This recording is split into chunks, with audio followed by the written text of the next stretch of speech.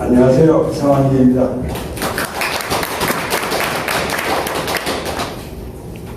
한국 현대미술관을 왜 어떻게 기억해야 하는가, 이것이 저한테 주어진 발책 주제였습니다. 지금 이글 더 크고 새로운 시야를 위하여라는 타이틀로 시작하는 이 글은 그것에 대한 응답을 다소 좀 이례적인 방식으로 기술하는 것이 될 것입니다. 제주도에서는 북한을 버릴 때 신방이 직접 가위로 오래된 여러 가지 형태의 종이 깃발과 종이 오구들을 북한 주변에 진설하고 붓을 시작합니다. 이것이 김해지전입니다. 김해지전은 북한의 상징물로서 붓의 시작을 알림과 동시에 붓이 끝날 때까지 북한을 엄숙하고 화려하게 지켜주는 역할을 합니다. 김해지전은 신을 북한으로 인도하는 깃발이자 신의 역할을 수행하는 신체, 신의 몸, 신체이고 북한을 신들의 세상으로 전환시키는 역할을 합니다.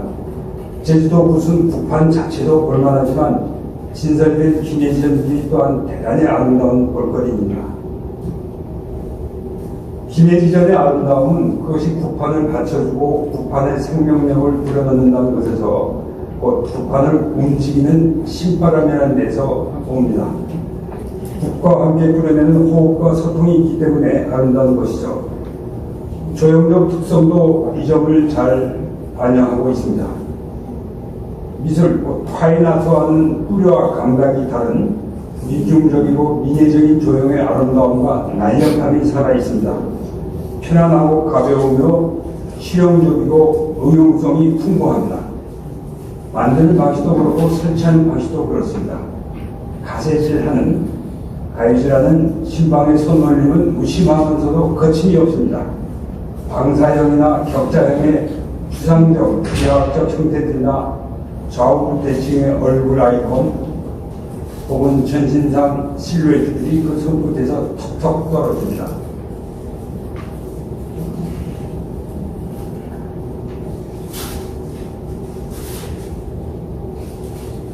한 문단 건너서 읽겠습니다. 그러나 김해지전을 진정 살아있는 예술이 되게 하는 것은 무엇보다도 그것이 북한의 상징물로서 처음부터 끝까지 북한과 호흡을 같이 하기 때문입니다. 제주의 각종 신화와 풀이들, 신들과 사물들의 기회고가 되살아나 그 신스러운 기운, 신기가 신방을 통해서 북한을 움직이는 속에서 김해지전도 함께 살아있을 수 있는 것이죠. 수상성이 강한 형태나 각종 소박한 표현물이 신의 모습을 뒤집어 쓰고 우리에게 말을 걸고 만유 생기의 신바람을 불러일으키는 원리가 여기에 있다는 것입니다.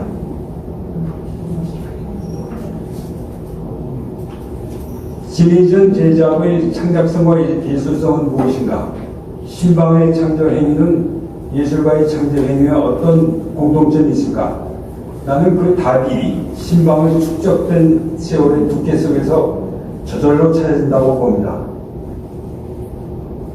양창고 신방은 25살 때 시작해서 51년간 붓을 해왔습니다. 참고로 이 글은 제가 약 10년 전에 쓴 글을 지금 약간 편집해서 읽고 있다는 점을 감안하시고 들어주시면 고맙겠습니다. 제주도 내에 163개의 리를 돌아다니면서 밥을 먹고 붓을 해온 신방입니다. 이 축적의 의미가 무엇이냐를 의미할 필요가 있다고 봅니다. 우선 그것은 신방의 능력의 문제와 연결됩니다. 이 능력은 우선 가위질에서 결정적으로 차별화됩니다. 가위질은 연필이나 붓과 달리 한 번에 과감하게 잘라낼 수 있는 결단력과 단호함이 있어야 합니다. 또한 예술적 재능도 있어야 되고 붓에 대해서도 전부 잘 알고 있어야 하고 몸풀이를 잘 이해하고 암송할 수 있는 능력도 필요합니다. 김해지전 제작은 신을 만드는 신방의 의식이 종이 속에 스며드는 것이고 그렇게 해서 북한의 신명이라는 것이 나오는 것입니다. 신방마다 세상을 보는 눈과 문학적 소양, 예술적 기준이 다릅니다. 그래서 같은 봉풀인데도 신방에 따라 다르게 표현되고 만드는 방식에도 차이가 있을 수 있습니다. 시간 관계상 고문단 끝까지는 눈으로 잠깐 살펴주시고 다음 문단으로 넘어가겠습니다.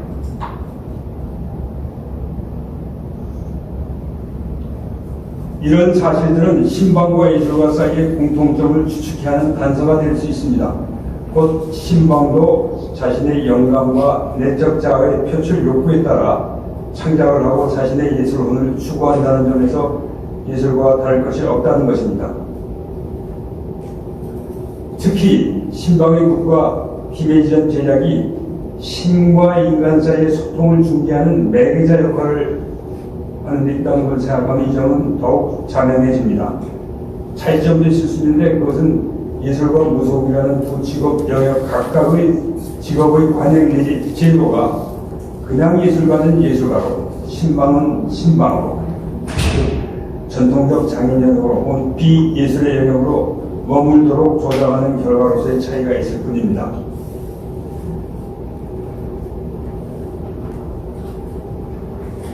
그 관행과 제도의 이념에 따르면 일반적으로 예술가는 새로움과 개성을 적극적으로 추구하고 신방은 이와 달리 전통에서 얽매이고 새로움의 추구에 미온적이거나 보석이라고 이해됩니다. 그러나 그것은 표피적인 관찰일 뿐이고 예술 개념을 달리해서 보면 그렇지 않을 수도 있습니다. 이를테면 대부분의 예술가들이 자유로운 창조자라는 근대 예술의 이념의 길들에서 자기 세계 속에 유폐되어 사는 경향이 있다면 신방은 구판을 통해서 대중적 소통을 하기 때문에 더 열린 자세로 동시대적 호응을 하며 사는 예술가의 가능성이 있을 수도 있다는 것입니다. 중세의 노마드적 이야기꾼의 생활이 실제로 그랬습니다. 그 다음에 인용하는 말은 제가 존경하는 예술가이자 또 저 친구기도 한 저하고 완전 동갑내기인 갑장이에요. 이분의 전시를 제가 부천에 부천만원 정보센터의 초대로 전시를 만든 적이 있습니다. 굉장히 인상 깊었던 얘기에서 인용을 했습니다. 옛날에 구전으로 이야기하던 이야기꾼은 이야기를 듣는 사람들과 서로 교감하고 반응함으로써 이야기를 현재화하고 그런 이야기거리를 가지고 또 그런 이야기거리를 찾아 마을과 마을을 돌아다니고 했습니다. 말하자면 서로 이야기를 주고받음으로써 구전이라는 기능을 작동케 하고 그 과정이 만들어내는 돌발 상황을 통해서 서로의 반응을 주고받을 수 있었던 유희의 수단이라는 것입니다.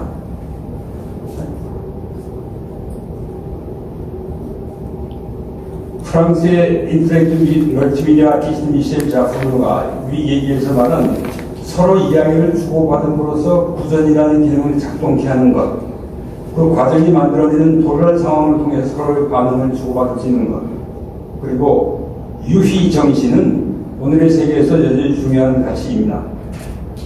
마을과 마을을 다니며 굿을 통해 대중과 교감하고 구전 전통을 이어나가는 신방의 활동은 이 점에서 새로운 시각에서 가치 구별을 해야 할 이 시대의 중요한 예술 자산입니다. 신방은 예술이 오래된 민중적 전통의 훌륭한 기술자인 동시에 오늘의 예술에 새로운 자극을 주면서 예술과의 호흡을 새롭게 열어갈 수 있는 중요한 예술가일 수 있다는 것입니다. 굿에서 예술의 참된 길을 본 사람으로 우리가 아는 오윤 작가가 있습니다. 오윤은 생전에 예술가의 참모습이 무당이라고 생각했습니다. 무당, 목격, 신방, 이게 다 같은 말입니다. 이것은 그가 전문성과 아마추어의 구분이 해소되는 참 길을 굿 속에서 보았기 때문입니다. 오윤은 이렇게 말했습니다. 예술가는 무당이어야 한다고 생각한다.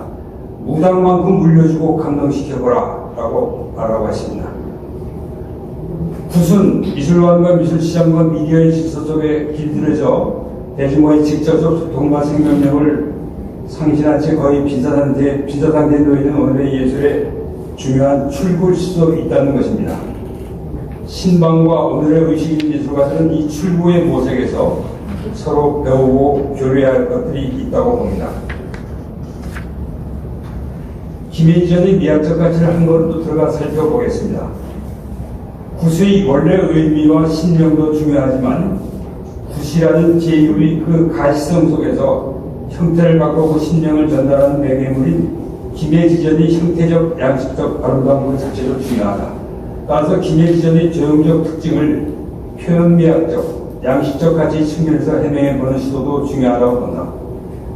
본격적인 연구는 차후로 미루고 특히 시간과 지면이 허락하지 않아서 여기서 한두 가지 키워드를 제시해보는 것을 그치가 합니다. 첫째, 작은 것. 작은 것이 큰 것을 움직이게 하는 것. 둘째, 비예술적 생기.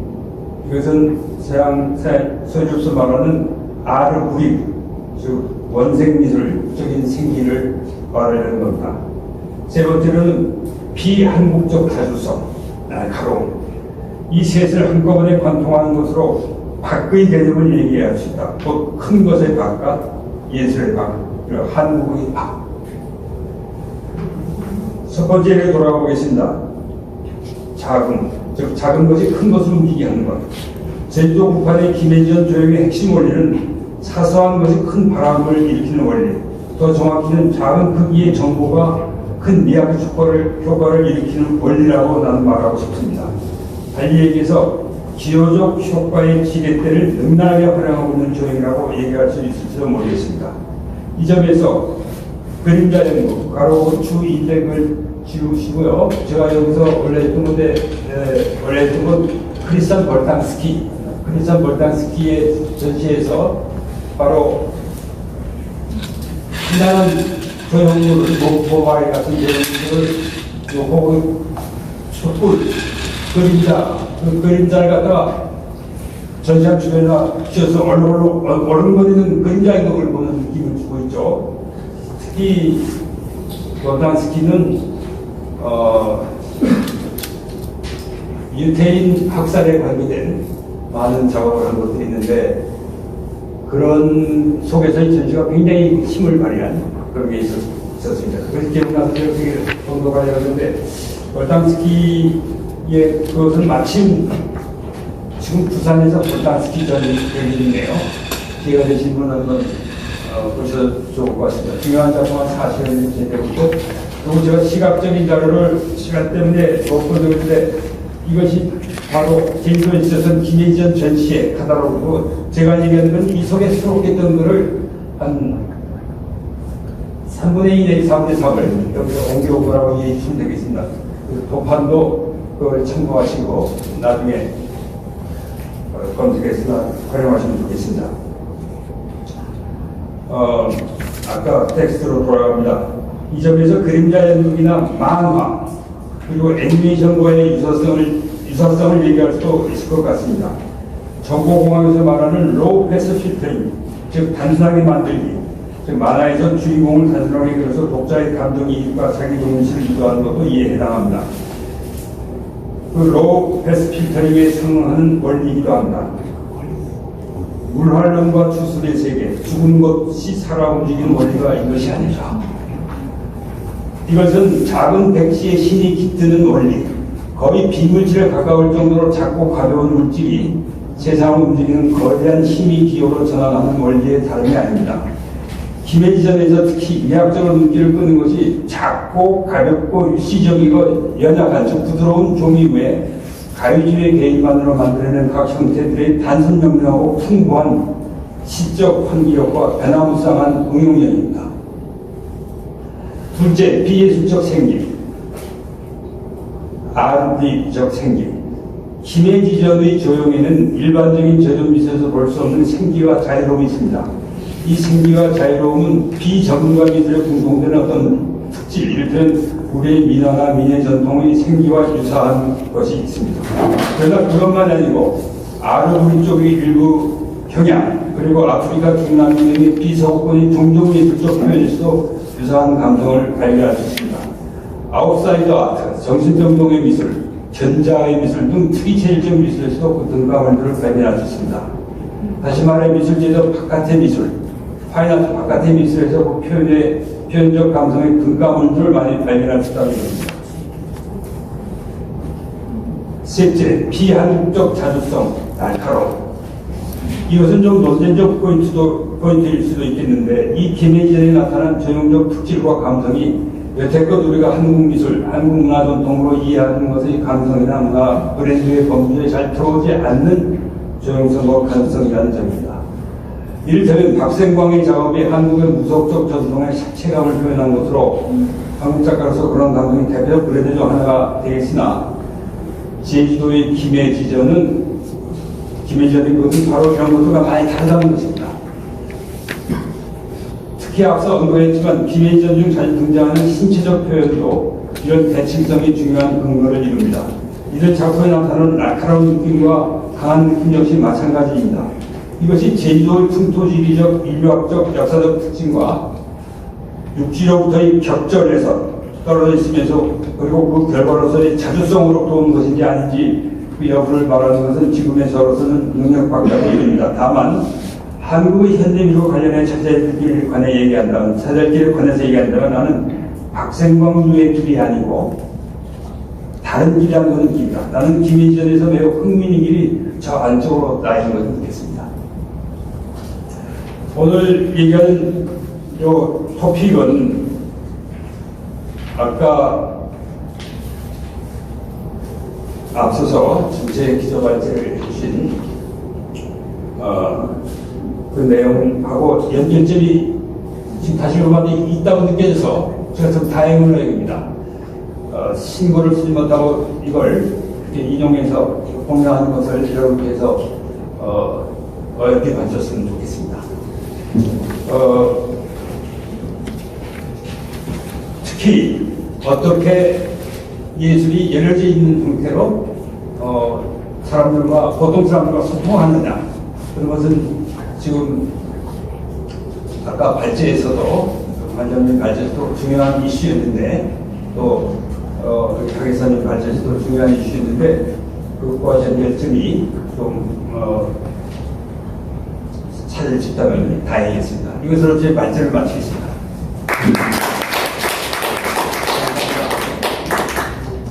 한것 같은데 제 이거는 확장하기 위해서 인류의 본질은 무엇이었는지 한번 생각해보는 시간이 된 것 같습니다. 인류의 삶들을 돌아보면서 왜 우리가 경험해야 되는지 생각해보고자 합니다. 자신이 꿈꾸는 이상적인 예술을 이루기 위해 누군가는 모든 것을 무릅쓰고 얼굴로 또는 나무로 가방이 험악한 시절이 있었습니다. 흔치 않은 일이었으나 그렇게 전의로 살고자 했던 미술가들이 오늘 이곳에서 다시 저는 떠오릅니다. 이곳이 이윤호의 집이기 때문인 것입니다. 이윤호, 그가 살던 시대의 모델의 문제는 일상으로 왔습니다. 사람들은 어느 날 갑자기 상투를 쓸까, 모자를 쓸까, 고민해야 했고, 구두를 신을까, 버선을 신을까, 고무신을 신을까 고민해야 했습니다. 이 선택은 치안의 문제로 다가오는 것이 아니라 결단의 문제로 다가왔습니다. 세상의 갑자기 시기에 맞춰 돌아가기 시작했습니다. 시기에 맞춰진 세상은 이전의 시간 방식으로 사는 것을 용납하지 않았습니다. 이렇게 일상으로 밀려온 모던의 문제에 대해 이해로 고민하기 시작했습니다. 반일을 하면서 아무데나 그림을 그렸어요. 저는 이렇게 떠올리려 한 것이 다 이해로 얘기합니다. 그러나 새 시대는 거대한 윈도를 다가왔고 시대를 잊지 못하고 뒤처지다 신림지가 되어버린 곳에서 살아야 했던 청년은 아버지처럼 자신 또한 시대에 지쳐지는 나고자가 될까봐 두려워했습니다. 이 두려움은 돈 한 푼 없이 19살 청년을 모든 것을 무릅쓰고 소문으로 향하게 했습니다. 그림을 그려주고 6원이라는 돈이 수중에 들어왔어요. 이번으로 운동화와 경성의 빗자루를 사게 나는 1원이 남거든요. 1원을 갖고 도예지 경성에 도착했는데 곧바로 뭔가 배고프지 않은 일을 찾아야만 했습니다. 이곳에서 이름을 화가가 됩니다. 김규진의 문화에 들어가 본격적인 화가 사업을 받고 조선에서 전람회 품하여 수상한 멋지서 화단에 등단하게 됩니다. 그러나 화가가 된 청년은 다시 고민하게 됩니다. 전통을 그대로 답습하는 것으로 이 시대를 담아낼 수 있을까? 이 시대에 맞는 미술 형식이란 무엇일까? 그 답에 신뢰를 줄 수 있는 것이 일본 도쿄라면 그는 비전 없이 같이 떠났습니다. 이후의 도쿄는 서울이 현대화하기 위해 되어야 공간인가 동시에 끊임없는 거리두기를 통해 봉화되지 말아야 할 타자의 공간이었습니다. 해방 이후에는 도쿄에서 배운 창작 태도인 사물에 있는 그대로 보복을 위해 사생하는 태도로 자신의 둘러싼 사회와 시대를 진솔하게 그리기 시작합니다. 더 나아가 이러한 창작 태도가 중기식 문화에서 배웠던 문인의 정신과 결합하면서 대상과의 합의를 통해 대상의 본질을 깨닫고 이를 인기 희지로 학폭에 방향내기 시작했습니다. 거리풍경 양색씨는 46년 거리풍경을 그린 것으로 이 시대의 젠더 감수성, 시대상을 엿보게 하는 작품입니다. 3.1운동처럼 만세를 부르며 독립운동을 외쳤던 사건을 그리기도 합니다. 영차영차와 같이 노동자들의 역동성과 애환의 본질을 한 번의 붓질로 포착해서 표현하기도 하였고, 술을 취하는 밤처럼 그무력 자포자기한 생활을 하는 동안 보았던 밤시장의 풍경과 생존 경쟁을 해야만 하는 선비생활의 자취를 담고자 하였습니다. 그 사이 세계는 전쟁에 휩싸이고 있었습니다. 인간이 인간을 죽이는 혼돈의 시대는 화가에게 어떻게 그릴 것인가 이전에 무엇을 그릴 것인가, 예술은 진정 무엇인가, 실존의 문제에 대해 묻게 하였습니다. 그 답을 찾기 위해 이문호는 때론 자신의 집중했고 동시에 시대 정신을 깨뜨려 보고자 했습니다. 그럼에도 불구하고 그 길이 보이지 않을 때 그는 자신의 정체성의 뿌리가 내려진 그 장소 안에서 성찰을 지속하는 것이 아니라 흙을 털고 자신의 경계 밖으로 나아가 더 넓은 세상과 소통하며 자신을 조명하고자 하였습니다. 56세, 중년이라고 하기에도 낯선 나이에 그는 빠르고 주저없이 모든 것을 무릅쓰고 떠납니다.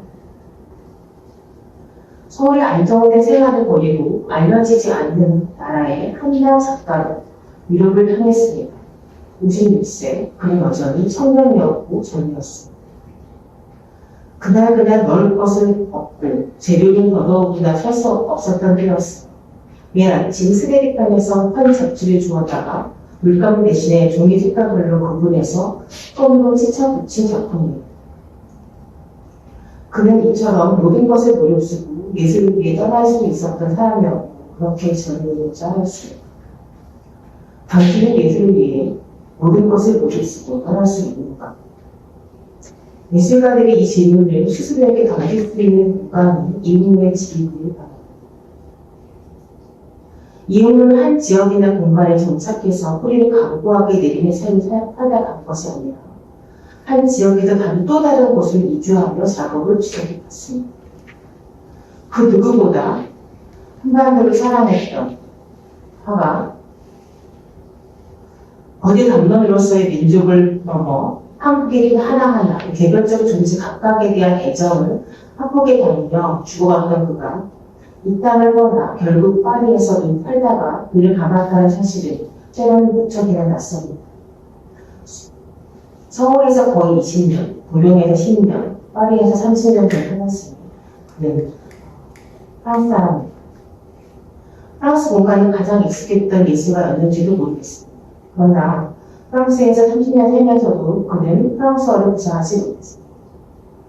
그가 프랑스에 봉화되기를 거부한 것이었을까요? 그는 정주행을 가하지 않는 유목민적 사회를 했고 있었던 것은 아닐까요? 현재는 전 세계적으로 인터넷 프로그램들이 활성화되어 있어서 많은 작가들이 여러 지역을 움직이며 부유하는 데 익숙합니다. 그렇다면 이윤거는 이들의 성각자였을까요? 프랑스 화학자인 자크 아탈레는 미래 윤리를 유목민이라고 지칭했습니다.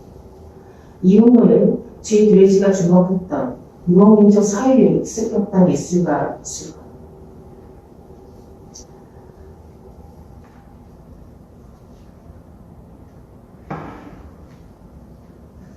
유목민처럼 떠돌지 않고 한 곳에 뿌리를 내리고 살아가는 정주민들은 자신들의 정주를 가리키는 경계를 지키며 그 안에서 살아갑니다. 그 경계 안에서 공동체에 흥분하게 만들어지고 합작되기도 하지만 우리 모두가 경험한 바와 같이 이미 그러한 정체성의 움직임, 메타적 정체성을 내포하는 미개적 정체성이 되거든요. 이름을 대전시대를 상징하는 추억이라는 사건은 이러한 미개적 메타적 정체성이 얼마나 강력하게 일상에서 작동하고 있었는지 보여줍니다. 나에게 그림을 그릴 수 없다는 것은 죽음을 의미합니다.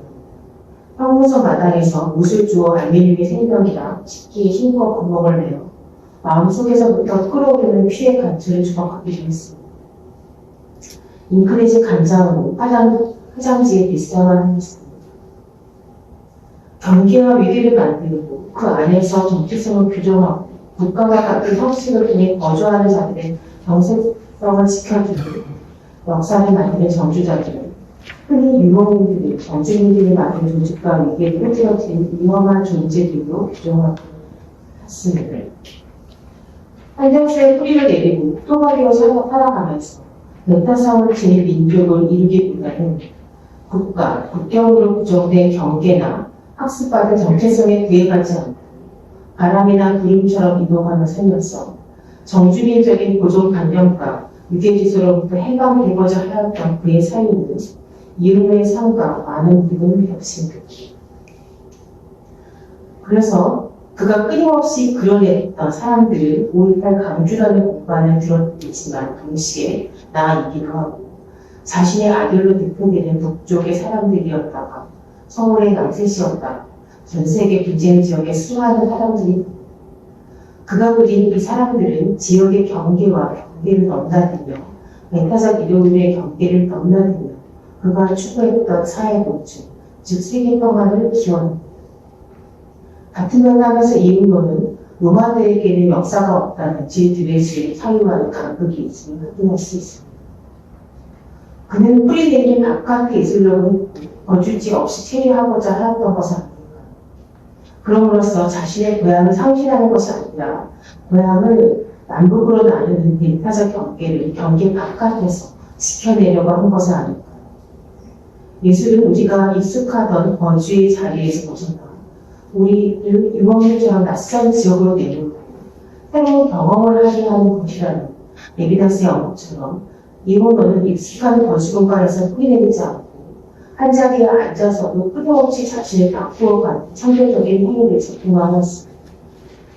이 운동의 유목민적 사유는 선명한 경계를 그 경계 속에서 메타적 위계적으로 세워나가는 21세기 한반도를 현대사회의 사회 방식에 대한 대안적 사유였으며 이를 통해 메타적 위계성이 상실된 정체성을 토대로 세계 평화를 구현해내고자 하였습니다. 21세기를 사는 우리가 그의 여정을 다시 체험하는 이유가 여기에 있습니다.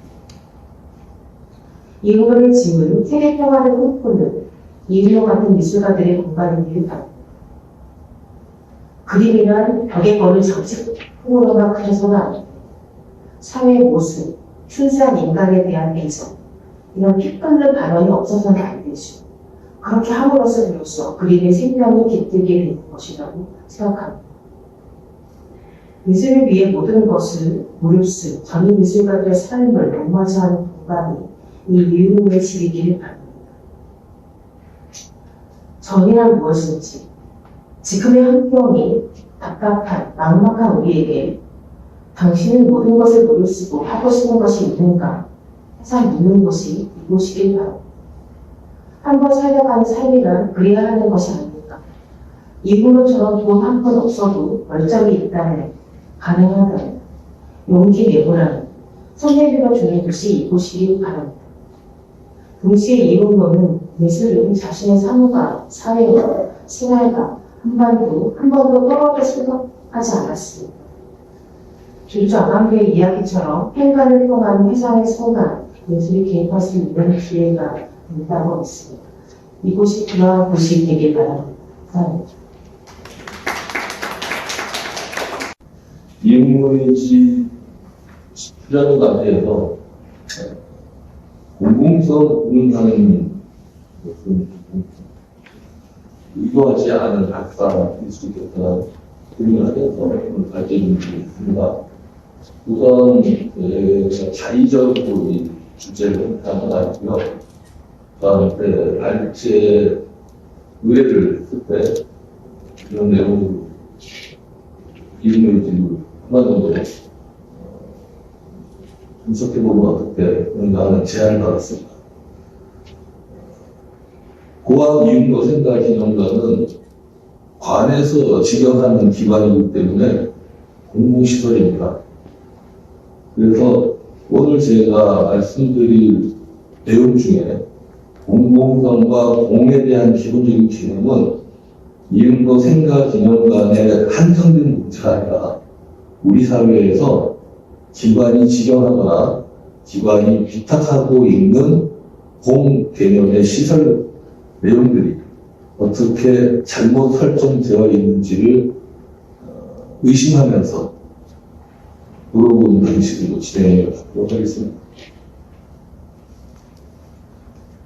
이용노의 집은 이 마을분들의 애칭입니다. 어떤 마을분들도 고항생과 기념관 이렇게 부르지도 않고요. 아주 압축해서 부르는 기념관 정도 부르시는데 이용노의 집이라는 보시면 선호하십니다. 이 집이라는 말이 이 마을 주민들한테 공감대를 형성하게 했던 주요한 프로그램들이 10년간 잘 진행되어 왔습니다. 그 성과라고 저는 이해를 합니다. 이 집이라는 단어에서 함의하고자 하는 것들이 실제로 마을분들의 생활 영역과 긴밀하게 연관이 되어 있었고, 마을분들은 어느 순간부터 마을 명칭인 홍천마을이라는 용어를 거의 사용하지 않으십니다. 다들 이용로 마을이라고 이야기하시는 분은 즐겨하십니다. 그런데 앞서 발제하신 분들의 지적처럼 이 기념관 시설을 자유롭고 유용하게 사용하지는 못하십니다. 그럼에도 불구하고 이 10년 전체를 제가 딱 자르고 10년은 내가 말씀을 못 드리겠지만 제가 경험한 7, 8년간의 이 시설을 관리하시는 공부를 수행하시는 분들의 유연한 사고, 그다음에 마을 분들의 요청을 수용하는 태도 등등을 통해서 이것저것에서 마을 분들이 즐겨 할 수 있는 프로그램들을 잘 수행해왔던 그런 기억을 제가 갖고 있습니다. 그럼에도 불구하고 이 기관의 한계가 공공성에 대한 이해 부족 또는 공공성의 근거가 되는 공 개념에 대한 오류 원인으로 해서 이루어지는 것 아닌가 하는 그런 생각을 해봅니다. 공은 관과 일치되는 개념처럼 착각하거나 관이 주도하는 시혜의 영역으로 이해하는 것은 일본에 독특한 공 개념의 일입니다. 자연스럽게 우리나라의 행정조직이 일본 그 식민지 시절을 거치면서 양식조차도 그대로 내켜두고 있는 형편을 아직 완전히 벗어나지 못하니까 관이 주도하고 그 주도하는 그 주도성의 참된 뜻이 지도와 시혜라고 하는 의미에서 저희도 자유롭게 살고 하고 스스로 반문하지 못하는 한계를 갖고 있습니다.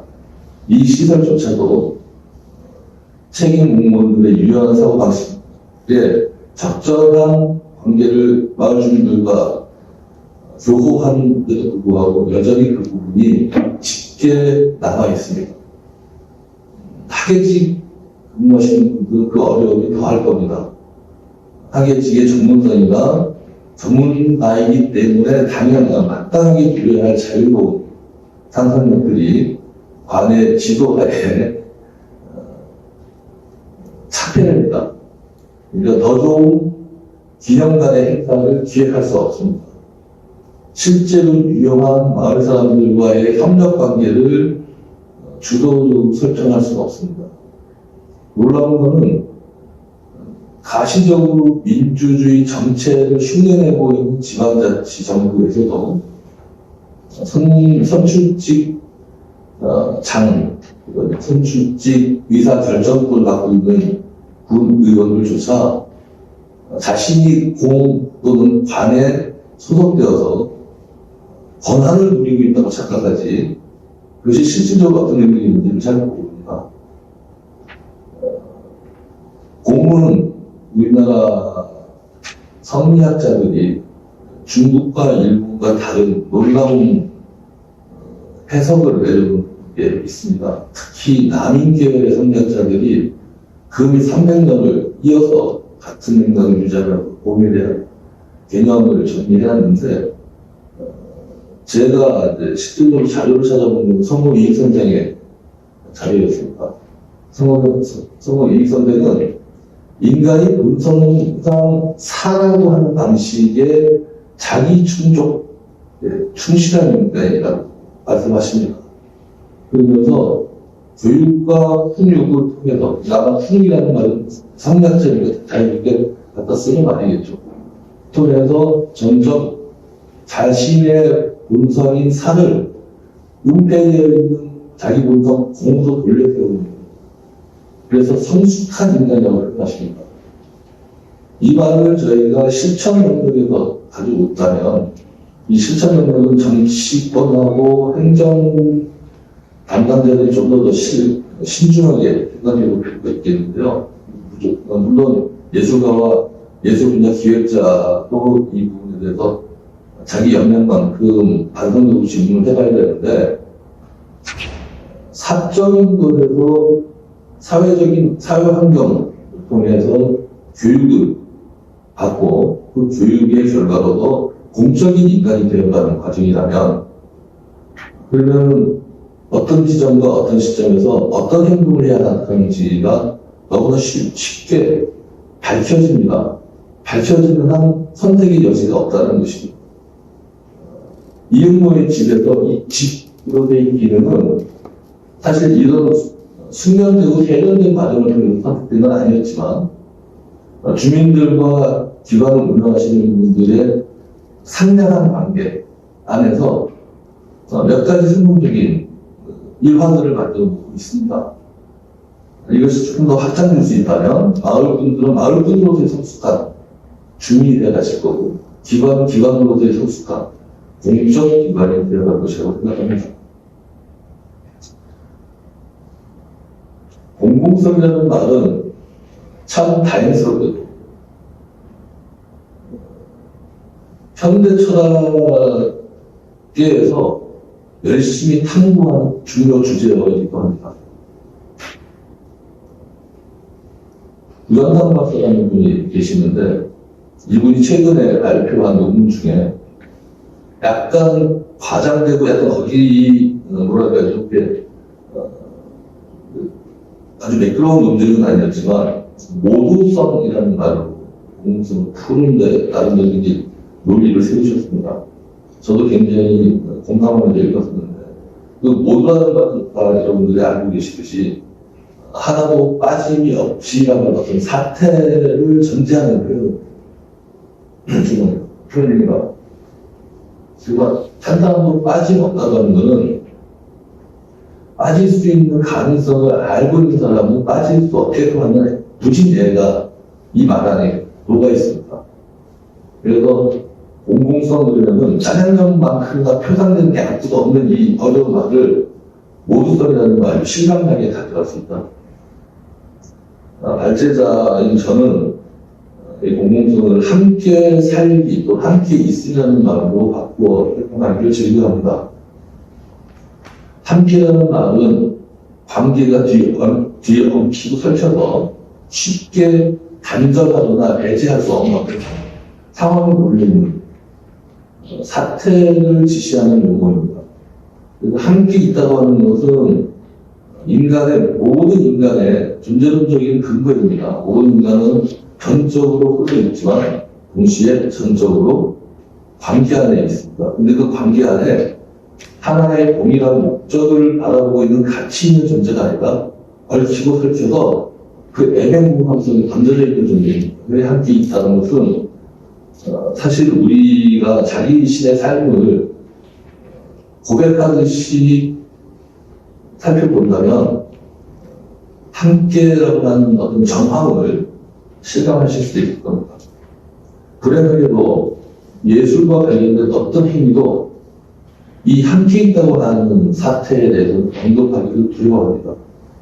그보다 좀 더 명진한 관계처럼 보여주는 것을 즐겨합니다. 예술가의 잘못이 아니라 예술계를 움직이고 있는 하나의 흐름이 계속 이런 오류를 부모하고 있는 것 아닌가 생각됩니다. 이런 특정한 목표를 갖고 있는 시선은요, 예술계의 움직임으로부터 파생된 겁니다. 아무리 뛰어난 전략을 구사하는 정치가라도 앞뒤 문맥 이탈되어 있는 문화 공간을 신설한다면 정치적 공격 대상이 되기 때문에 이런 결단을 쉽게 내리지 못합니다. 결단은 그냥 결정하지 못합니다. 행정가는 더더욱 예산을 운영하는 정말 제한되어 있는 주례 안에서 사고하시는 분들이기 때문에 그분들이 개인적인 문제가 아니라 정당한 직업 같은 윤리 문제로 인해서 문화예술 공간을 자유롭게 구상하고 자유롭게 제시할 수 없습니다. 당연히 예술계에 어느 정도 설득력이 있는 요청이 있을 때 가능한 일입니다. 그렇다면 예술계에서는 이런 시선을 통해서 예술계가 떠맡을 수 있는 모든 사회적 책임으로부터 벗어나고자 기관이 공적 운영체계에 예속되기를 바라고 기획합니다. 그래놓고 예산 운영에 한계가 있다고 추정합니다. 함께 있다라고 하는 방식에 대한 이해가 없어서 생기는 극단적인 사례가 아닌가 싶습니다. 따라서 이국노의 집을 기념관보다 집에 방점을 찍으면서 새로운 구상을 하거나 좀 더 능동적인 실천 방향을 가다듬을 필요가 있다면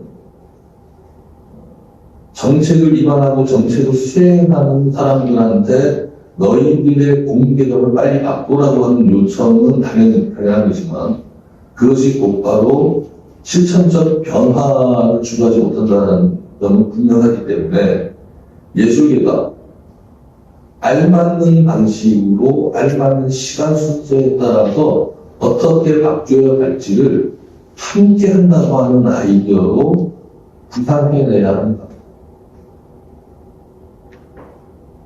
그렇다면 이제 겨우 우리가 예술에서의 공공성, 사회에서의 공공성 두 관계를 조금 좁혀서 말할 수 있는 기회를 얻게 됩니다. 공공성을 이해하는 데서 가장 좋은 용어가 윤리적 관계입니다. 근데 윤리적인 관계라는 것이 아주 쉬운 어떤 표상 능력을 자극할 만한 용어로 갖고 보면 사람이 사람처럼 행동하기 위한 근본 조건입니다. 사람이 사람처럼이라고 하는 단서가 붙어도 좀 못마땅하신 분 계시겠지만 사람이 분석한 사람 나오면 만인의 투쟁에게 내몰릴 수 있기 때문에 항상 사람은 상정되어 있는 어떤 사람처럼을 전시할 수밖에 없습니다.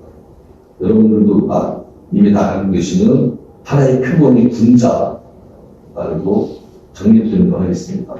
우리 시대에 군자가 필요한지 안 하는지 각각의 판단입니다만 최소한 공공성을 실감할 수 있는 함께 있다고 하는 것을 실감할 수 있는 단 한 명도 빠짐없이 누군가 애쓰고 있는 상황이 실감할 수 있는 사람이 사람처럼 살 수 있는 조건이라면 그것은 사실 정치적 슬로건은 허구고 정책적 대안은 항상 대안일 뿐입니다. 그렇기 때문에 예술계의 또는 예술가의 또는 예술의 자유로움에 기반하는 상상력이 꼭 필요합니다. 그 상상력이 곧 실천입니다. 레지던시 프로그램을 내용적으로 살펴보면 기회 또는 계기를 마련해준다는 측면에서는 선량한 제도입니다. 그런데 이것이 제도 안에 묶임으로 해서 레지던시 프로그램에 참여했던 대부분의 예술가들이 내부 투쟁인 거예요. 단순한 시간표와 일정표에 대한 짜증도 있고, 또 당연히 그 참가한다는 전제하에 예술가, 각각의 예술가들이 책임을 져야 하는 부분조차도 충분히 이해하지 못한 사례들도 많습니다. 제 말씀 좀 죄송합니다. 치원님께서 있어요. 예. 그래서 그런 부분들이 다 윤리적 감정과 직결되어 있다는 거. 그리고 이 문제가 이용료의 지대로도 아주 중요한 문제로 대두되고 있다는 것을 피할 수 없습니다. 공공예술의 형식들이 이런 특정한 시설과 연관되어서 말해야 할 때, 탈예술 또는 비예술 분야를 선호합니다. 그 자유로움 때문에 그럴 수도 있고, 또, 권영 선생님이 앞서 지적하신 미학적 판단의 새로운 어떤 가치 영역을 볼 수 있는 기회일 수도 있습니다. 분명히. 그런데, 과잉된 심리와 경향으로 빠지는 것이 현실입니다. 공공 영역에 나와 있는 예술은 심리화 과정에 과잉된 제스처를 바꾸기를 즐겨합니다. 이것이 지금 우리들한테 문제이고, 이윤도 집에서 향후 예술이라는 같은 키워드를 가지고 어떤 구체적 행동을 할 건가, 그 행동들도 주민들을 어떻게 만날 수 있는가를 정리해낼 때 가장 큰 걸림돌이 될 거라고 생각합니다. 그것을 극복하기 위해서 이 시설이 사적 영역으로 머물 수밖에 없는 시설과 공적 영역으로서 개방되어야 되는 영역을 구분하는 분리법도 좀 한 번 더 생각해 볼 필요가 있고요. 이 시설의 살림살이와 이 시설을 이용하는 주민들의 살림살이가 어떻게 연관될 건가 하는 부분에서 프로그램들이 재구조화될 필요가 있겠다고 생각합니다. 오늘 준비한 내용을 이어가겠습니다.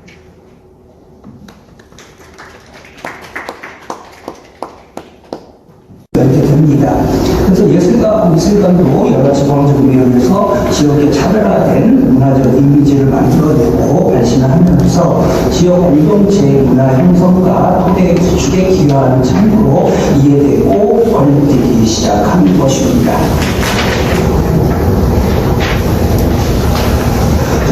그래서 25페이지에 가겠습니다.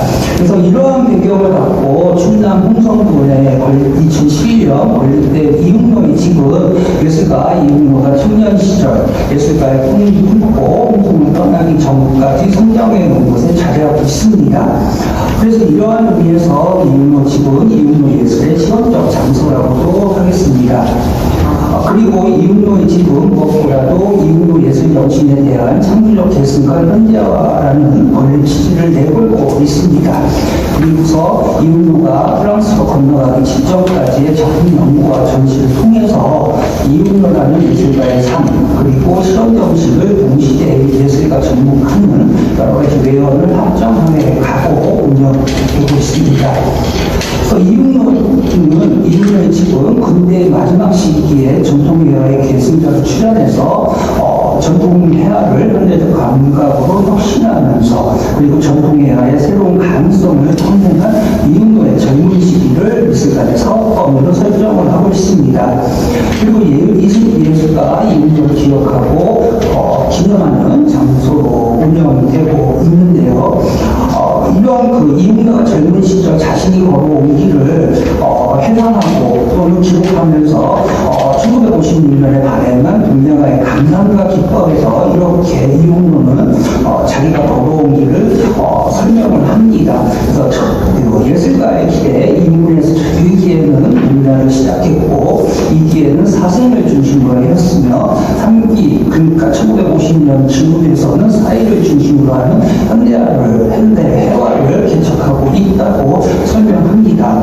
그러면서 이윤로는 종래의 전통을 살리면서 동명화를 발전시켜 나가야 한다는 것을 강조합니다.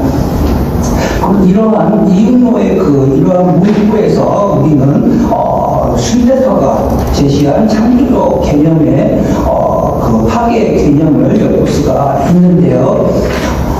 그래서 그렇다면 이제 숨패터, 경제학자인 숨패터가 말한 창조적 파괴라는 개념은 무엇인가를 살펴볼까 합니다. 슐레터가 자신의 책 1942년 발간한 자본주의, 사회주의, 민주주의에서 설명을 하는데 슐레터는 먼저 현존하는 경제 체제를 유지해가면서 어떠한 방식으로 이것을 파괴하고 혁신적으로 창조할 것인가에 주목합니다. 그러면서 현존하는 경제 체계의 새로운 생산 방식의 설명과 새로운 원료의 개발 등등을 통해서 내부로부터 경제 구조를 혁명적으로 꾸준히 변화시키면서 낡은 것을 파괴하고 새로운 것을 창조하는 것을 창조적 파괴라고 이야기합니다. 그러면서 그 질적인 변화의 불연속적인 혁신 과정을 통해서 그리고 자기다움을 획득하는 과정을 창조적 파괴의 과정이라고 설명을 하는데요. 그리고 이제 스페터는 더 나아가서 창조적 파괴의 과정을 이끄는 기업가는 창조적 파괴의 과정을 모방하는 사업가는 다르다고 얘기를 합니다. 그러면서 새로운 경제 주체를 제시하는데 이 기업가는 실천가이자 동시에 지도자 같은 역할을 하게 된다고 얘기를 합니다. 그리고 또 슈페터는 더 나아가서 이런 기업가를 예술가를 예를 들면서 설명을 하기도 하는데요. 르네상스기에 등장한 여러 예술가들이라든가 현대미술, 근대미술이 등장하는데 영향을 준 피카소, 세잔 같은 인물들이 바로 창조적 파괴였고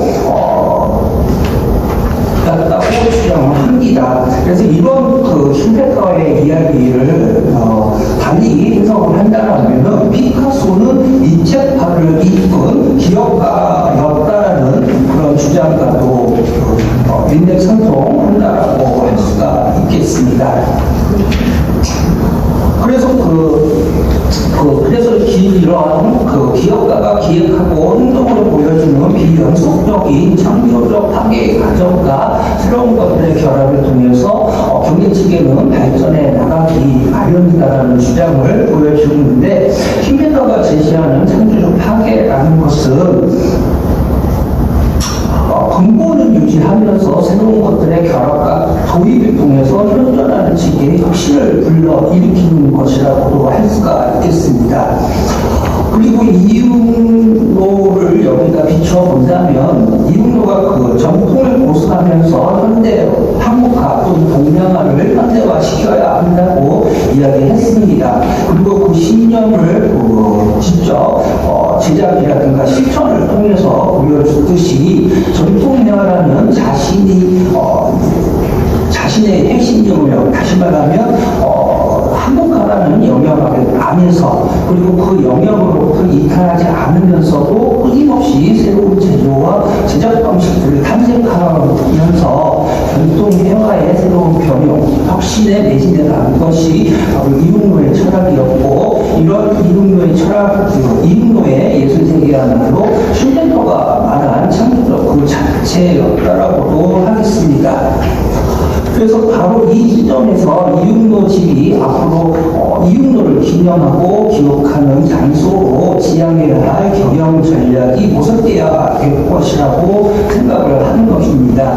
그래서 이윤로가 전통회화의 창조적 파괴를 위해 추구한 예술 철학 그리고 기업가적 실천 방식이야말로 이윤로 집이 모색해야 할 임무이자 미래 가치라고도 봅니다.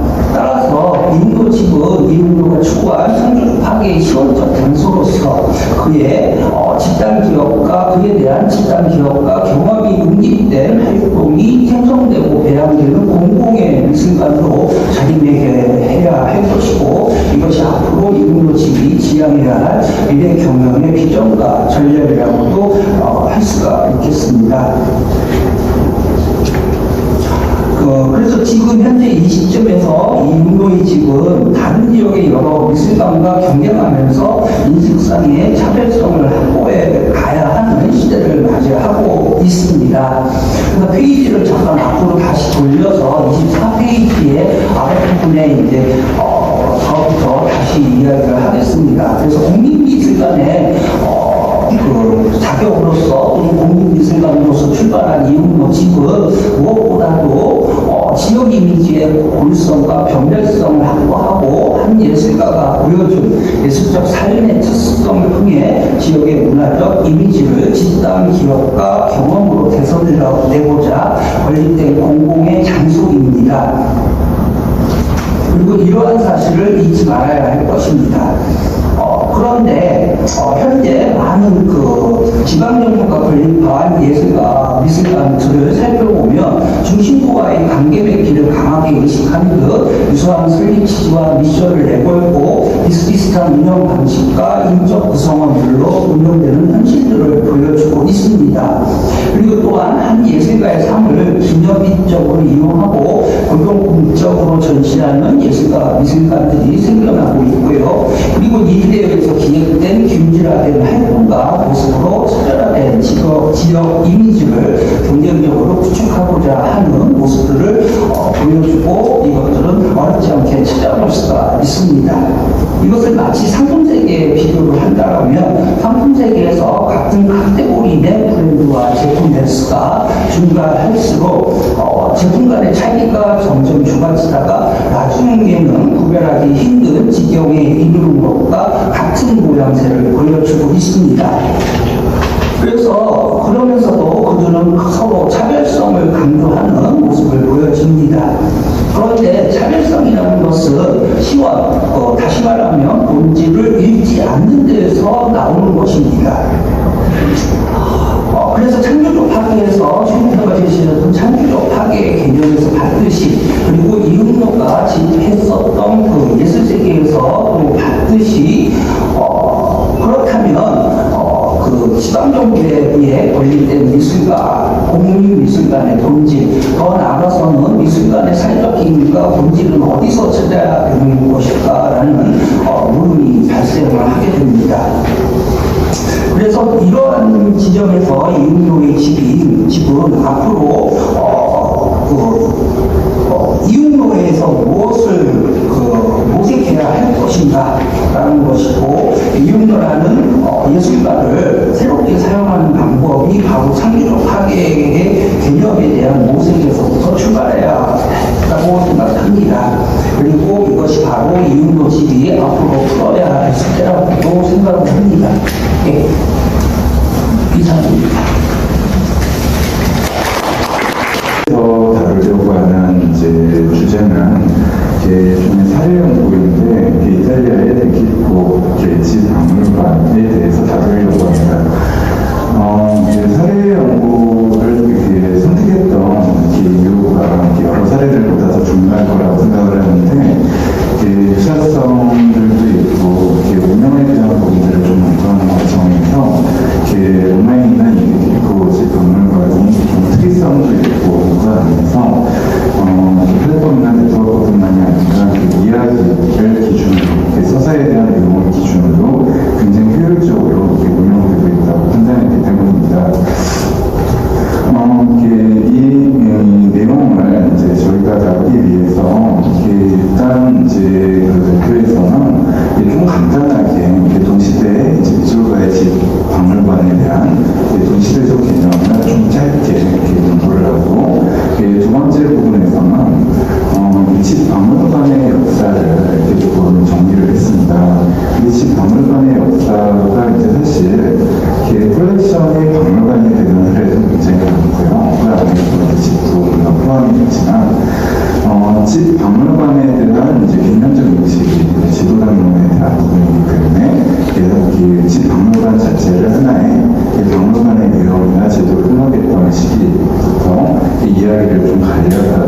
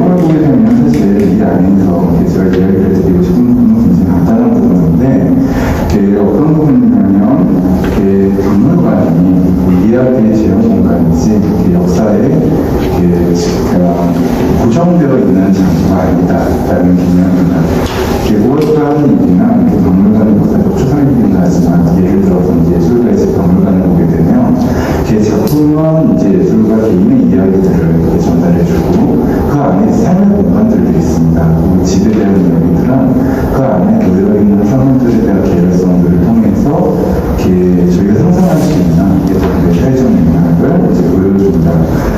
그런데 저희가 박물관으로 이렇게 전환이 되면 과거와 현재가 대화를 하는데 그 현재의 경우도 사실 마찬가지입니다. 작품에 대한 이야기들도 있고 전시를 통해서 만들어지는 이야기들이 있다 보니까 간단하게 구조적으로 생각을 해보면 과거의 개인과 사회적 기억이 집단 기억이 우리 시대의 개인과 사회적 기억 속에서 대화를 하는 구조들이 박물관이라고 있는 특성이라고 볼 수 있을 것 같아요.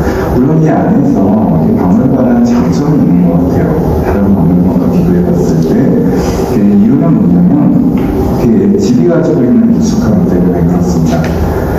사실 그 옆에 제가 이제 바로 좀 다른 사람들의 이야기를 가지고 왔었는데 사실 이제 집 박물관은 고정되면 안 된다라고 이야기하는 인물 중에 한 명이 이탈리아에 이제 사실 이제 정치 수상가라고 얘기를 하지만 민속시학이라든지 아니면 집 문화인이랑 글을 굉장히 많이 썼었기 때문에 내용을 보게 되면 뭐라고 이야기를 하냐면 집 박물관은 이런 것을 그 당시에 민속학 박물관이라든지 일반 박물관에서 이야기하면서 피토레스크하면 안 된다라고 이야기합니다. 피토레스크가 뭘까? 그림이 아니라 그림 같은 과거를 있는 그대로 고정해서 보여주고 이 박물관이 이야기를 하기 위해서는 결과를 제시해야 되는 게 아니기 때문에 분명 저희가 이 안에서 작품을 보고 이야기를 확장하고 논의를 하려고 하는 거지 사실 평가를 하고 결론을 이끌어내는 건 아니거든요. 그리고 사실은 이게 현실인 것 같기도 합니다. 이유는 뭐냐면 저희가 그 시대에 살고 있지 않기 때문인 것 같아요. 예를 들어서 산업혁명 시대 박물관이지만 저희도 산업혁명 시대의 사회를 보고 있는 건 아닙니다. 자, 그래서 이게 고정되어 있다면 우리 시대의 하나의 이야기가 정해져 있다면 우리가 어떻게 이야기를 할 수 있는가에 대해서 이야기를 하면서 그람시가 우리가 어떤 박물관이나 사회적 단계나 쓸모없이 변화하는 상황 속에서만 의미를 가질 수 있다. 이런 부분들을 이야기를 했었던 것 같습니다. 물론 그 밑에 있는 내용은 어떻게 보면 집박물관하고 직접 관련됐다기보다 역사박물관이 이제 발전하는 과정에서 이 집박물관에 대한 논의가 진행됐을 때 영향을 미쳤던 오픈형 중 디스칸스의 사례입니다. 근데 뭐라고 얘기를 하냐면 월러스가 이 안에서 사실 낭만주의적 향수나 특정 사회를 보여주는 게 아니라 이야기가 굉장히 복합적으로 구성된다라고 이야기를 합니다. 조금 더 쉽게 접근을 하자면 이런 건데요. 저희가 집을 이제 보여주다 보니까 그 집안에서 저희가 만나고 해석하는 부분들이 다 달라집니다. 예를 들어서 제가 누군가의 집을 갔을 때 이제 친구의 생각을 아니면 취향을 이해할 수 있고 좀 다른 관점에서 보면 제가 아이를 키우다 보니까 아이의 유아교육에 대한 문제를 보려면 사실 그 안에서 어린아이 공간을 보면 되거든요. 여성에 대해서 관심이 있다. 그런 여성들이 생활했던 공간들을 보고 이야기를 만들어가면 되기 때문에 그 안에서 관람자의 입장에서 골라진 선택한 이야기들을 중심으로 저희는 집이 가지고 있는 보편성을 통해서 얼마든지 해석이 가능합니다. 근데 이런 부분들은 저희한테 익숙하면서 다른 공간이다 보니까 그 안에서 관람자의 유동성을 좀 강조해줄 수 있고 이런 유동성들이 집 박물관이 갖고 있는 장점인 것처럼 보입니다. 자, 두 번째 이야기로 넘어가게 되면 사실 운영에 대한 부분들은 이제 박물관과 관련된 이해관계 제도에 대한 얘기지만 간단하게 먼저 집 박물관의 기본적 역사들을 보게 되면 사실 시기를 제가 19세기로 잡았던 거면 마이어스 리버레이스라는 사람이 박물관에 대해서 이야기하면서 집 박물관에 대한 부분이 언제부터 시작이 됐을까? 의도적으로 집을 박물관으로 만들기 위한 목적을 가지고 있었던 생각들이 발전했던 시대가 19세기라고 생각을 했기 때문에 그 이야기를 좀 빌려서 19세기 이후의 상황들을 좀 검토를 했습니다. 물론 19세기 집박물관은 특수한 부분인 것 같아요. 영국의 수학경에 박물관 같은 데서 저희가 접할 수 있는데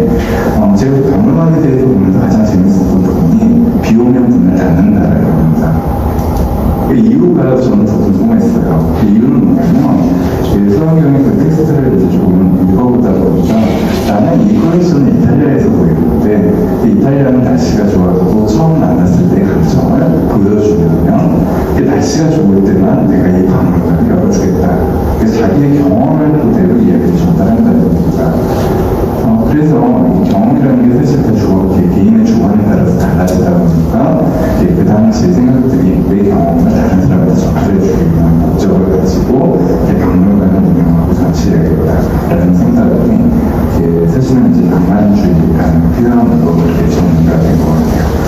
물론 이제 저희가 집 박물관은 이제 이후에 굉장히 다양한 방식으로 이야기가 진행됐는데, 이게 사실 집이 갖고 있는 상상력이나 관람자의 형형들을 이제 작업하는 부분들만 있었던 게 아니라, 그 안에다가 사실 동시라고 이야기를 하면 사물의 시퀀스가 만들어내는 주관적인 의미들이 있고, 그런 부분들이 사회적 유용성을 부여하면서 이야기를 전달하기 때문에 그 이후의 상황을 보게 되면 프랑스라든지 이탈리아 같은 경우도 마찬가지이지만 국가 이데올로기들을 좀 보여주는 교훈을 주기 위해서 과거에 집방문이나 역사를 보여줬던 사례들이 있습니다.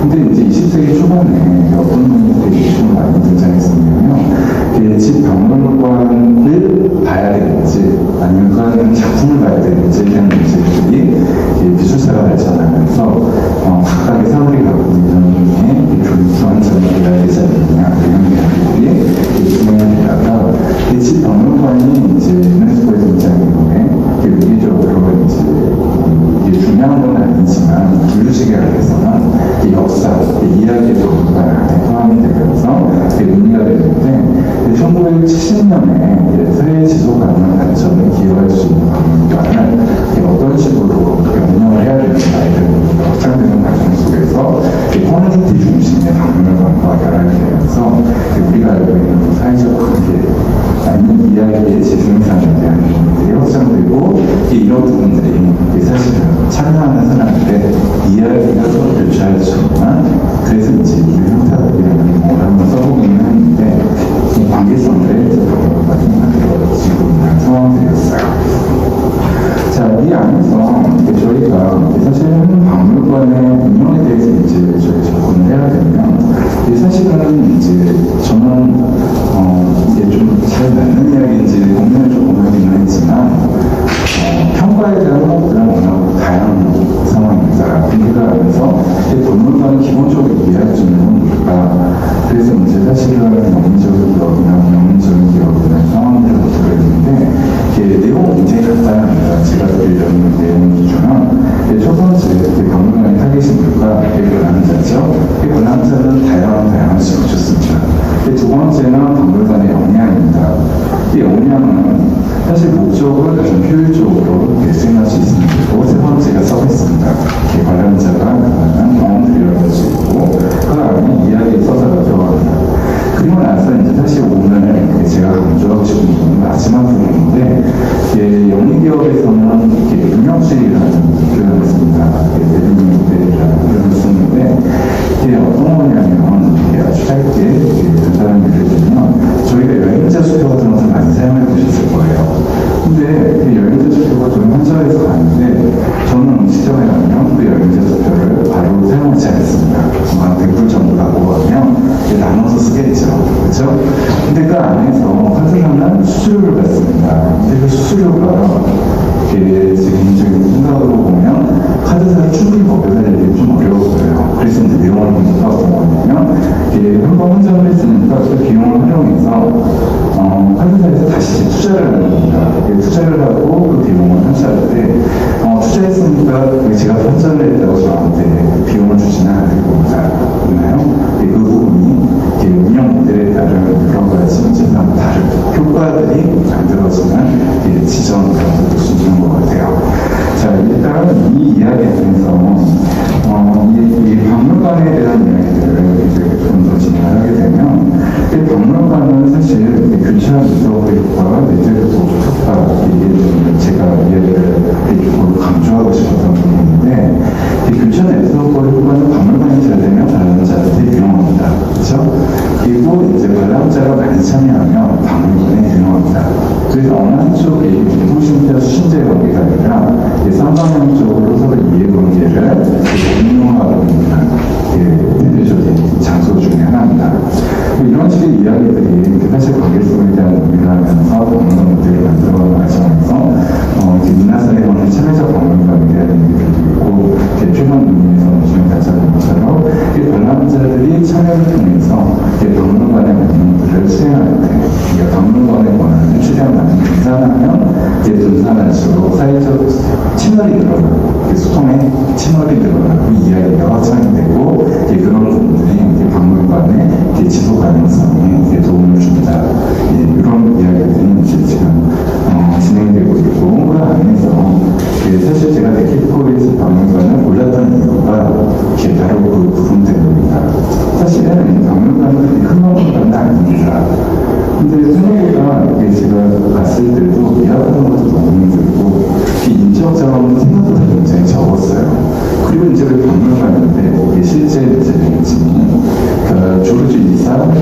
파운데이션이라고 했는지 박물관이라고 안 해놔서 이유가 있는 줄 알았어요. 박물관으로 분지를 안 했다 이런 상황인 줄 알았는데 보니까 박물관으로 입혀가 되어 있습니다.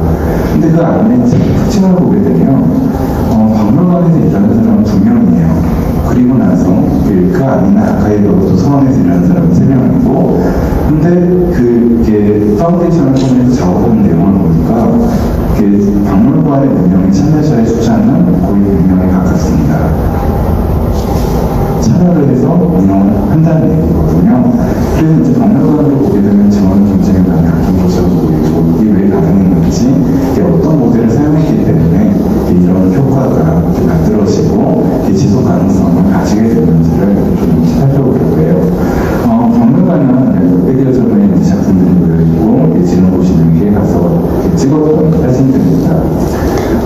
사실 이렇게 이야기들을 조금 짧게 줄이면 삶에 굉장히 다양한 자료들이 포함되어 있고, 예술가 입장에서는 이 장소를 개인적인 공간이면서 사회적 공간으로 같이 활용을 했었어요. 예술가의 출동으로 사용하고 아틀리에로 사용했었기 때문에 관계 공간이라고 볼 수 있고, 그 안에 작업하던 과정들을 통해서 수 있고, 작품들을 볼 수 있고, 이런 거죠. 구매자들을 만났을 때 컬렉터들과 이야기했던 공간, 그리고 작업하면서 읽었던 책들을 같이 전시하고 있습니다. 그냥 살아있는 공간이 박물관이 된 경우입니다. 자, 이 안에서 제가 어떤 특징을 이제 좀 찾아보기 위해서 박물관 운영 체계들을 조금 분석했었어요. 근데 이 박물관이 정말 특이한 부분 중에 하나는 그 많은 인력이 어디에 집중하고 있는가에 대한 부분이었습니다. 근데 아카이브가 너무 임팩트가 있고 좀 특이해서 내용이 있다 보니까 데킬과 관련된 아카이브를 어떻게 안에서 분류해서 쫙 설명을 하고 있는데, 제가 주목했던 부분은 마지막 부분입니다. 작품의 연구 자료의 운용이라는 자료. 일반적으로 이제 예술가에 대한 아카이브나 예술가의 역사적 기록들을 보여주는데, 그게 아니라 이게 다른 사람들이 어떻게 활용을 했었는지에 대한 사례들을 추적해서 지평을 만들어가고 있는 부분이거든요. 그래서 이제 내용을 보니까 이제 그런 것들이 사회를 통해서 새로운 자료가 출간이 되거나 다른 분야에서 기록에 대한 이야기가 들어오게 되면 그런 부분이 같이 등록이 되면서 데킬코에 대한 동시대의 상황들을 읽을 수 있는 문화적 지도를 보여주고 있었던 상황들이에요. 물론 이 안에서 제가 재밌었던 부분은 그 안에서 참여하고 있는 운영하는 데 참여하고 있는 100명 가까이 되는 분 중에 한 60명 정도가 그냥 다 연구자들입니다. 이 연구자들이 사실 이 장소가 가장 많은 출간 자료들이 몰려있다 보니까 연구 공간이 되면서 사실 박물관 운영에 참여를 하는 상황으로 이제 변해가거든요. 그리고 이제 사실 이 박물관의 목적 자체가 데킬코의 작품과 삶의 가치를 우리 시대에 다시 생산하는 분야이다 보니까 그 안에서 이 새로운 연구 내용을 같이 합의처럼 나오기 시작을 합니다. 그래서 형이상 연구가 1년에 한 2번 정도 출간이 되는데, 거의 대부분 데킬코에 대한 연구들이 다 집중돼서 출간이 되는 상황이 돼요. 그리고 이 결과물이 다시 전시에 반영되자 앞에서 사실 작은 아파트 3층으로 선 아파트인데 600점을 다 전시할 수는 없거든요. 그리고 이제 처음에 이 박물관이 설립되는 과정에서 뭐라고 얘기를 하냐면, 이 600점을 다 전시한다고 해서 이 600점을 다 보게 되고 우리 600점의 작품들을 느끼게 되는 건 아니다 라고 얘기를 합니다. 죄송합니다. 예, 되겠습니다. 짧게 이야기를 좀 정리를 하게 되면, 이런 이제 수능 전시, 그래도 수능 전시를 활용하고 이렇게 관람자들이랑 기대감을 갖고 있다 보니까 지역 커뮤니티의 방문 횟수가 늘어나는 상황들을 확인할 수 있었어요. 이 안에서 교수님들한테 설명하는 사람은 데킬코에 대한 서사, 이야기를 듣는 사람들, 후속 세대들이 와서 진술을 하면서 내가 데킬코를 다루는 관점들이 관람기, 이쪽 인테리어 인터뷰처럼 진행되는데 유용한가? 아니면 흥미가 있는가?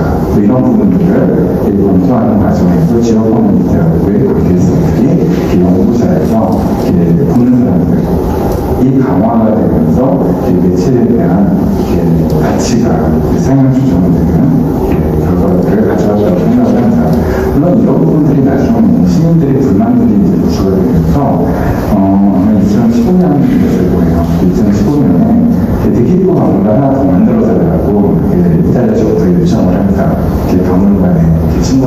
방송에서 이야기를 했는데 받아들여지진 않았어요. 이유는 뭐냐면 우선을 보여줘야 되는 게 아니라 이야기를 지속적으로 생각하고 만약에 우리가 같은 기업이면 박물관에 투자하는 게 아니라 다른 장소에서 볼 수 있도록 여러 지역에서 전시를 할 수 있도록 포함해 주겠다.